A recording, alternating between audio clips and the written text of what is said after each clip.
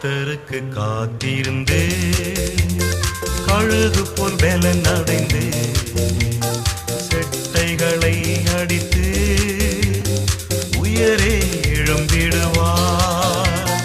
கர்த்தருக்கு காத்திருந்து கழுகு போல் பலன் அடைந்து செட்டைகளை அடித்து உயரே எழும்பிடுவார்.